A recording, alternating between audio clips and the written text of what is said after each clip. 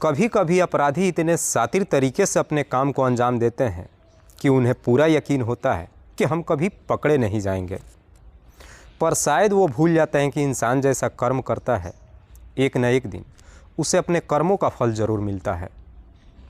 आज की कहानी में भी सेम कुछ ऐसी होता है, पर जब इसका असलियत लोगों को मालूम चलता है तो किसी को भी अपने कानों पर यकीन ही नहीं होता है कि कोई इंसान इस हद तक कदम उठा सकता है क्या। नमस्कार, आदाब, मैं हसमुद्दीन और आप देख रहे हैं सफ़र क्राइम तक। आज की जो सच्ची घटना मैं आपको सुनाने वाला हूँ, दरअसल ये घटना है मध्य प्रदेश की।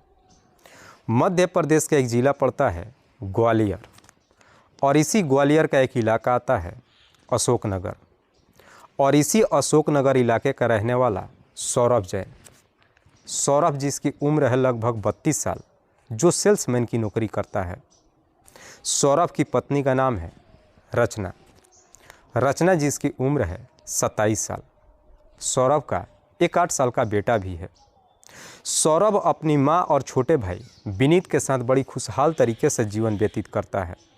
सौरभ और रचना की शादी लगभग 9 साल पहले हुई थी। रचना भी अपने शादीशुदा ज़िंदगी से काफ़ी खुश है, पर जैसे ही शादी के 9 साल का समय गुजर जाता है, साल 2020 में लॉकडाउन के दौरान रचना की फेसबुक के जरिए एक लड़के से दोस्ती हो जाती है जिसका नाम है रुपेश भार्गव। रुपेश जिसकी उम्र है लगभग 30 साल, जो विदिशा के भटौली का रहने वाला है। रुपेश और रचना के बीच में जब दोस्ती हो जाती है, उसके बाद से फेसबुक के जरिए एक दूसरे से चैट करते हैं, पर जैसे ही कुछ महीने का समय गुजरता है, आखिरकार दोनों एक दूसरे से मिलने का फैसला कर लेते हैं। रचना और रुपेश की जब पहली बार मुलाकात होती है, रुपेश अपने बारे में रचना से सब कुछ झूठ बताता है। दरअसल रुपेश रचना से कहता है कि मेरे पिता का विदिशा में एक बहुत बड़ा इलेक्ट्रॉनिक का शॉप है। रुपेश अपने आप को काफ़ी पैसे वाला बताता है, लेकिन रुपेश और रचना की जब पहली बार मुलाकात होती है, पहली मुलाकात में दोनों एक दूसरे को पसंद कर लेते हैं। उसके बाद से रचना और रुपेश के बीच फ़ोन के ज़रिए बातचीत होना शुरू हो जाता है। जब कुछ महीने का समय गुजरता है, आखिरकार रचना और रुपेश के बीच प्रेम प्रसंग शुरू हो जाता है। पर रचना और रुपेश के बीच में जब प्रेम प्रसंग शुरू होता है, इस बात की जानकारी रचना के घर परिवार वालों को मालूम नहीं चलता है। उसके बाद से रुपेश अब रचना से मुलाकात करने के लिए अक्सर उसके घर पे ही जाना शुरू कर देता है। लेकिन रुपेश जब रचना के घर पे जाता है तो रचना भी रुपेश के बारे में अपने परिवार वालों से झूठ बोलती है। दरअसल रचना अपने परिवार वालों से कहती है कि रुपेश मेरा मुंह बोला भाई है। रचना का 8 साल का बेटा भी रुपेश को मामा कह कर के बुलाता है। इसलिए रुपेश जब भी रचना के घर पे जाता है, रचना के सास और उसके पति और देवर रुपेश का काफ़ी बेहतर तरीके से मेहमान नवाजी करते हैं। सौरभ तो अपनी पत्नी पे भरोसा कर लेता है, लेकिन रचना अपने घर में ही अपने पति को धोखा देना शुरू कर देती है। जब उसका पति काम पे चला जाता है, 8 साल का बेटा भी जब स्कूल चला जाता है, उसके बाद से रचना रुपेश के साथ अपने घर में ही मुलाकात करती है, और आखिरकार उसके घर के अंदर ही दोनों के बीच में अवैध संबंध शुरू हो जाता है। लेकिन ये सिलसिला ज़्यादा दिनों तक नहीं चलता है। एक दिन सौरभ अचानक अपने घर पे पहुंच जाता है, और जैसे ही अपने घर के अंदर एंट्री करता है, रुपेश और रचना को आपत्तिजनक स्थिति में देख लेता है। सौरभ जैसे इस तरह की नज़ारा देखता है, इस प्रकार से गुस्से में आ जाता है कि अपनी पत्नी की बुरी तरीके से पिटाई करता है। रुपेश तो वहाँ से भाग जाता है, लेकिन रचना अपनी तिर्या चरित्र को दिखाते हुए अपने पति का तुरंत ही पैर पकड़ लेती है और अपनी गलतियों को माफ़ी मांगते हुए कहती है कि आइंदा से ऐसी गलती मुझसे दोबारा नहीं होगी। सौरभ भी अपनी पत्नी की गलतियों को माफ़ कर देता है, लेकिन इसके बावजूद भी रचना रुपेश से बातचीत करना बंद नहीं करती है। जैसे ही कुछ महीने का समय गुजरता है, रुपेश और रचना के जब प्यार का परवान चढ़ता है, दोनों एक साथ रहने का फैसला कर लेते हैं, और आखिरकार 31 मार्च 2022 को रचना अपने 8 साल का बेटा लेकर घर छोड़ करके फरार हो जाती है, और फिर रुपेश के साथ में लिविंग रिलेशनशिप में रहने लगती है।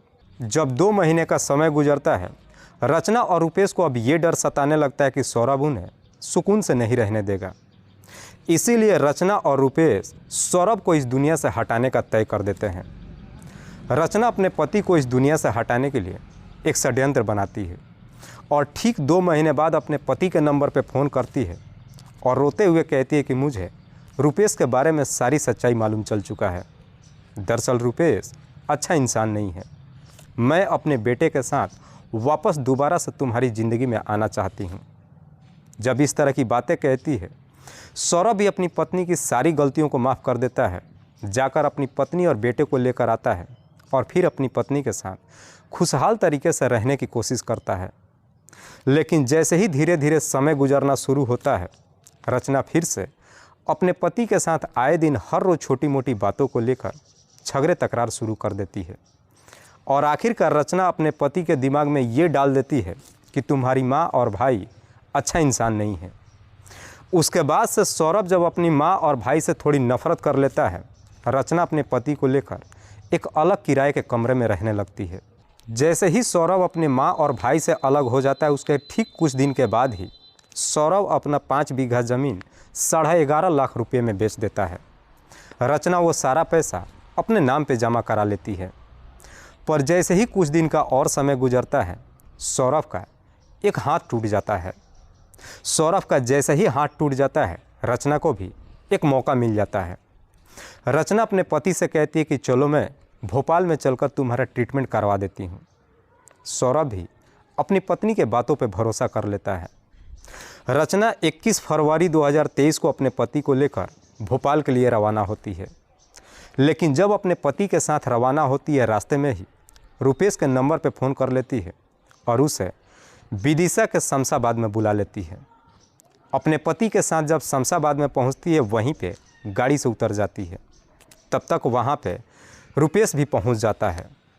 उसके बाद से रुपेश और रचना सौरभ को इसी शमशाबाद के कोलुआ गांव के एक जंगल में ले जाते हैं और एक पत्थर से सौरभ के सर को बुरी तरीके से कुचल देते हैं, जिसकी वजह से सौरभ की घटनास्थल पर ही मौत हो जाती है।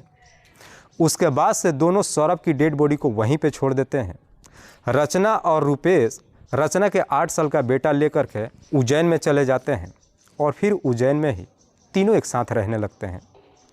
लगभग जब 5 महीने का समय गुजरता है, रचना और रुपेश को जब मालूम चल जाता है कि अब हमें कोई परेशानी नहीं है, रचना अपने बेटे का एक स्कूल में दाखिला कराने के लिए 5 महीने बाद 10 जुलाई 2023 को वापस फिर से अशोक नगर में आती है, जहाँ पे उसका बेटा स्कूल में पढ़ाई कर रहा था। उस स्कूल में अपने बेटे का टीसी लेने के लिए जाती है। स्कूल में जब पहुँचती है, स्कूल के टीचर से जब अपने बेटे का टीसी मांगती है, तो स्कूल की टीचर रचना के पति के बारे में पूछताछ करती है। रचना कहती है कि दरअसल मेरे पति का 5 महीने पहले ही एक एक्सीडेंट में मौत हो गई है। मौत की जब बात कहती है, तो स्कूल के टीचर कहती है कि ठीक है, तुम कल आना, लेकिन जब कल आना तो अपने पति का मृत्यु प्रमाण पत्र लेकर आना, तब तुम्हें टीसी मिलेगा। रचना तो वहाँ से चली आती है, लेकिन स्कूल के टीचर से जो बातचीत करती है, दरअसल वो टीचर सौरभ की पड़ोस के ही रहने वाली है, जो सौरभ को बेहतर तरीके से जानती है। वो टीचर जब अपने घर पे जाती है, तो सीधे सौरभ के घर पे पहुँच जाती है और जा कर के उसके माँ और छोटे भाई विनीत से कहती है कि दरअसल रचना स्कूल में आई थी और अपने बेटे का टीसी मांग रही थी। जब मैंने उससे तुम्हारे बेटे के बारे में पूछताछ किया, तो बता रही थी कि सौरभ का 5 महीने पहले ही एक एक्सीडेंट में मौत हो गई है। टीचर जब मौत की बात कहती, ये सुन कर के विनीत और उसकी माँ भी काफ़ी परेशान हो जाते हैं। इधर अगले दिन रचना जब अपने पति का मृत्यु प्रमाण पत्र लेकर के स्कूल में पहुंचती है, विनीत अपने माँ और कुछ जानने वाले लोगों को लेकर के स्कूल में पहुंच जाता है और फिर विनीत अपनी भाभी से अपने भाई सौरभ के बारे में पूछताछ करता है।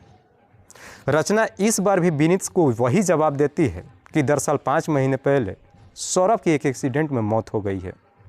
लेकिन विनीत अपनी भाभी के बातों पर यकीन नहीं करता है, बल्कि सीधी नज़दीकी थाने में जाकर पहुंच जाता है और पुलिस वालों से कहता है कि साहब, मेरे भाई का पिछले 5 महीनों से कुछ पता नहीं चल रहा है। जब मैंने अपने भाभी से पूछा, तो कह रही कि 5 महीने पहले उसकी एक्सीडेंट में मौत हो गई है, लेकिन मुझे शक है कि शायद मेरे भाई की मौत नहीं हुई है, बल्कि मेरी भाभी और उसके प्रेमी ने मिलकर मेरे भाई की हत्या कर दिया है। विनीत जब इस तरह की बातें कहता है, पुलिस विनीत के ही तहरीर पे मुकदमा ही दर्ज नहीं करती है, बल्कि विनीत के ही तहरीर पे रचना और उसके प्रेमी रुपेश को अपने कस्टडी में लेकर थाने में पहुंच जाती है और फिर इन दोनों से रुपेश के मौत के बारे में पूछताछ करती है। रचना पुलिस वालों को भी वही जवाब देती है कि मेरे पति का एक्सीडेंट में मौत हुआ है। रचना पुलिस वालों से कहती है कि 5 महीने पहले ही अशोकनगर के इस शमशान घाट में मैंने अपने पति का अंतिम संस्कार किया है। रचना जब इस तरह की बातें कहती है, पुलिस इसी अशोकनगर के शमशान घाट में जाती है और जाकर के वहाँ के रजिस्टर चेक करती है, लेकिन रजिस्टर में सौरभ नाम का कोई भी व्यक्ति मिलता ही नहीं है। इसीलिए पुलिस फिर से वापस थाने में पहुँचती है और अब इस बार रचना और रुपेश से सख्ती से पेश आना शुरू करती है। पुलिस जब दोनों से सख्ती दिखा करके पूछताछ करती है, आखिरकार रचना और रुपेश अपनी सच्चाई कबूल कर लेते हैं। रचना कहती है कि साहब 5 महीने पहले हमने शमशाबाद के कोलुआ गांव के एक झाड़ी में अपने पति की हत्या करके उसका डेड बॉडी वहीं पे छोड़ दिया। जैसे ही दोनों अपनी सच्चाई कबूल कर लेते हैं, उसके बाद से पुलिस शमशाबाद पुलिस थाने से कांटेक्ट करती है और फरवरी महीने में किसी लवारिस डेड बॉडी के बारे में पूछताछ करती है। शमशाबाद की पुलिस कहती है कि फरवरी महीने में हमें एक डेड बॉडी मिला था।